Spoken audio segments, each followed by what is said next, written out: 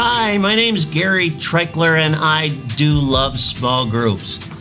Small groups are an ideal context to love one another, to love and be loved, to know and be known, to serve and be served. Sometimes those second ones are harder because we are the ones that are being served. You know, small groups really do help us to grow spiritually.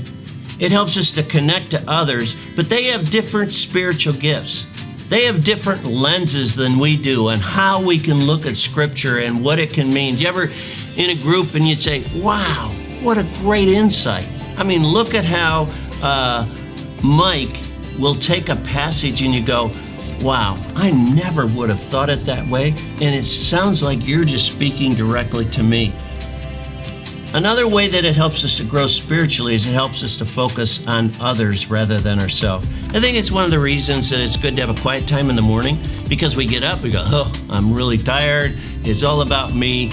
And to be with God and to focus, it refocuses us to see that it's God that needs to be the center of our life, not ourselves. And for our heart to be transformed, it best happens in the context of community. Small groups are designed to meet our needs socially. You know, one of the big things that people are talking about now is mental health. Recent polls show that mental health among leaders has now reached crisis levels. We need to be there for each other, leaders and people in the congregation. We need to help one another.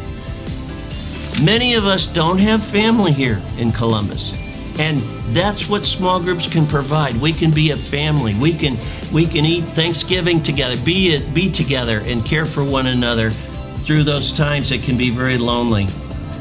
A person once just recently lost a loved one, and she said, "I'm not alone, but I am lonely." Now, she meant that she had people around her, but she was still lonely. We have to pay attention to that. The Spirit can help us to understand people that are really lonely. I know I've felt that, haven't you? Every once in a while I'll get up and I'll go, man, I'm so lonely today. And this is where groups can come alongside and we can do life together. Let me just give you some benefits of small groups, and you could have a list 25, 30 long.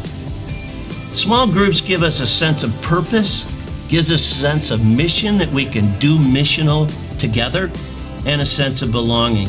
It allows us to build relationships and friendships. It's an opportunity to identify and meet needs. You know, most of the needs at Vista Community Church are met through small groups. It's like Acts 2. When they had any need, they didn't go and say, oh, let's go to the big church and get the deacons fund. No, they took care of everyone's needs individually as they heard about them.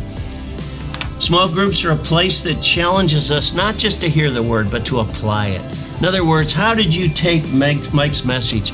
And what does that mean to you? And what is that going to mean to you tomorrow in terms of your heart being transformed? Another great benefit of small groups, it's a safe place to discover and exercise your spiritual gifts.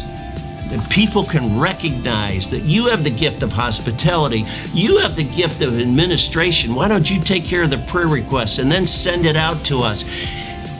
We can really simply, quite frankly, recognize the wonderful gifts that God has entrusted to us. I want to say one last thing about Zoom.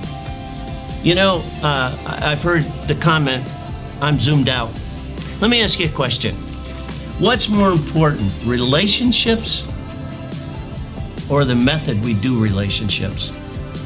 Folks, it's relationships. I know it's not the best way to do it, but if that's the only way we have now, we need to get over it. And we just need to plow through because relationships are most important. We need each other because this is the way that God has designed us to be. Thanks. I'll see you next week.